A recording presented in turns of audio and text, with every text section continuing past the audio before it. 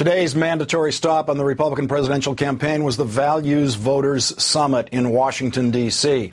Rick Perry got things started just by getting introduced by Robert Jeffress, senior pastor at Dallas's First Baptist Church. Do we want a candidate who is a conservative out of convenience, or one who is a conservative out of deep conviction? Do we want a candidate who is a good, moral person, or do we want a candidate who is a born-again follower of the Lord Jesus Christ? Rick Perry is a proven leader. He is a true conservative, and he is a genuine follower of Jesus Christ. What Jeffress means by genuine follower of Jesus Christ is, of course, not a Mormon, a veiled reference to Mitt Romney's religion. Rick Perry didn't have to say much after that introduction, so he didn't. Pastor Jeffress, I want to say thank you for a rousing introduction.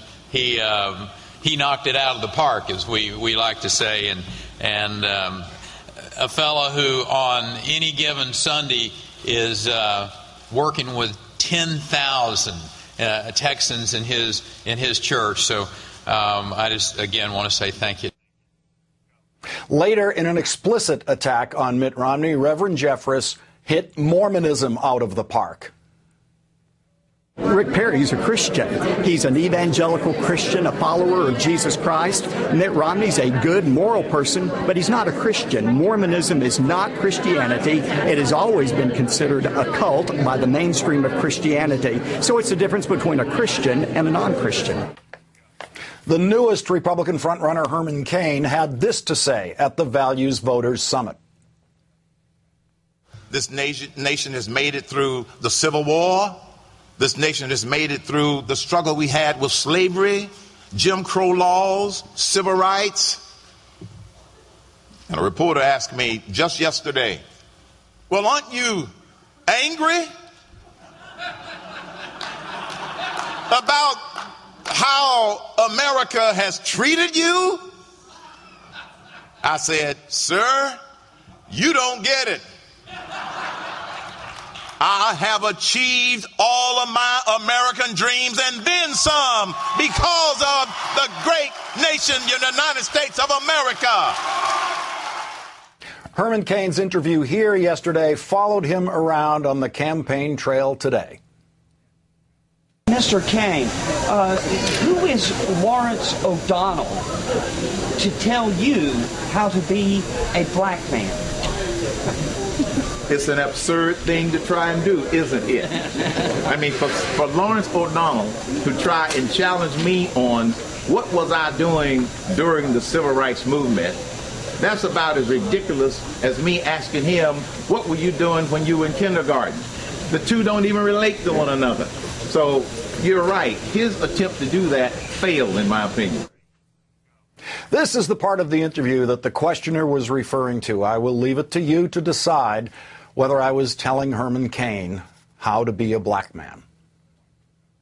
In your book, you write, the book you're selling down there at Barnes & Noble today, you write, the civil rights movement was a few years in front of me. I was too young to participate when they first started the freedom rides and the sit-ins. So on a day-to-day basis, it didn't have an impact. I just kept going to school, doing what I was supposed to do, and stayed out of trouble. I didn't go downtown and try to participate in sit-ins. Counter to our real feelings, we decided to avoid trouble by moving to the back of the bus when the driver told us to. Dad always said, stay out of trouble, and we did.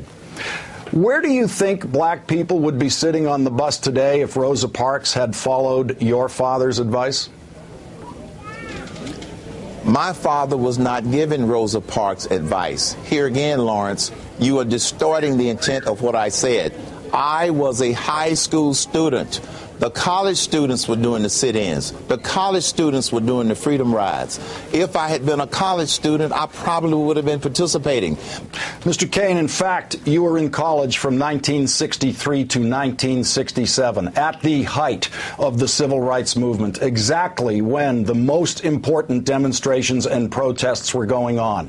You could easily, as a student at Morehouse, between 1963 and 1967, actively participated in the kinds of protests that got African Americans the rights they enjoy today. You watched from that perspective at Morehouse when you were not participating in those processes. You watched black college students from around the country and white college students from around the country come to the South and be murdered fighting for the rights of African Americans. Do you regret sitting on those sidelines at that time? Let me ask you a question. Did you expect every black student in every black college in America to be out there in the middle of every fight? The answer is no.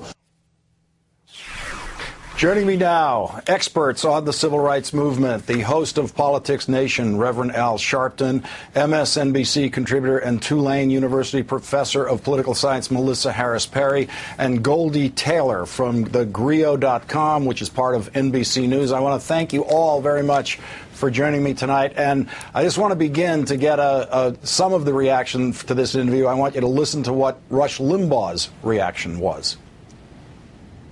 No, O'Donnell is not black. He is the plantation master. The libs run a plantation, and the blacks in the Democrat Party are the people that work for them. And in order to serve in the Democrat Party as a black, you got to toe the line. It's just a reworking on the old traditional arrangement. I just want to tell you all, I got a lot of positive reaction to this interview from white and black friends of mine. I got a lot of negative reaction to this interview from the same.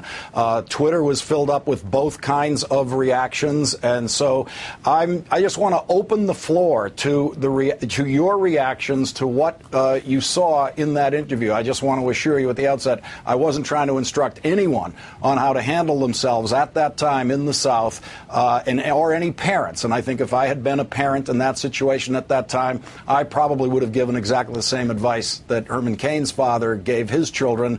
But what I was trying to highlight was there was a moral question in front of you. History came to your doorstep, and do you have any regrets? That's all I was asking about. Do you have any regrets about how you handled it? Reverend Al, go ahead. What was your reaction to what you heard in that interview? Well, first of all, I think that it was very telling that Mr. Cain said that had he been a college student, he probably would have been involved. When you brought up that when he was a college student in Morehouse, the school Dr. King, by the way, had graduated from, he was not involved. So I think that it is blatant contradiction to say I would have been involved, and then when you clearly say you were old enough, then he goes in somewhere else. Secondly, I don't see where you were instructing him on how to be black or anything else. I think you were dealing with the facts of what he had written in his book and what he had, in fact, done and said. But I think what is more troubling to me, it is Mr. Cain that has decided to call blacks brainwashed. So he brought up the issue before your interview of race and choices. And I might add, Martin Luther King's family was Republican until the Civil Rights Movement. So I don't even think this is a partisan matter.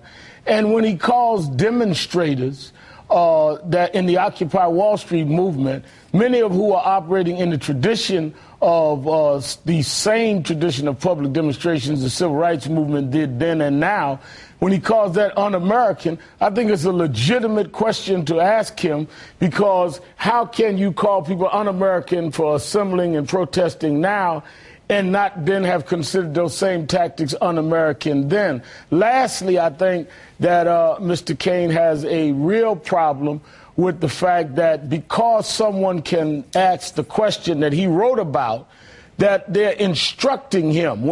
And then Lombard talks about people that are plantation. The connotations of all of that is extremely offensive to me, particularly when he acts like there's something wrong with people, black and white, being angry about how Americans treated some people in this country. So I don't see where anything was out of order other than the inconsistencies and distortions of Mr. Cain's answers and positions. Melissa Harris Perry, I don't want to oversimplify the menu of choice that existed for black families in the South at that time. When you read Isabel Wilkerson's book about the warmth of other suns, one of the important choices to make was, do we just move out of here to save our lives and go north and go west, as so many people did? But I do think that what I was looking for was just how does it feel now? You know, Mr. Cain, you lived through this period. You made your choices. I don't have any argument with the choices. What does it feel like now when you look back on it? But Melissa, go ahead. I just want everyone, I want to let this conversation breathe, and I want you to tell me what you took from what you saw. So I mean, I would start by underlining everything that Reverend Sharpton just said about the complicity of Herman Cain in a particular kind of racial discourse. That said, and with no support for Herman Cain's 999 plan or anything else on the Cain menu, I was squirming with discomfort watching this interview, Lawrence, between you and Mr. Cain. And my discomfort came from a couple of sources. One, just exactly as you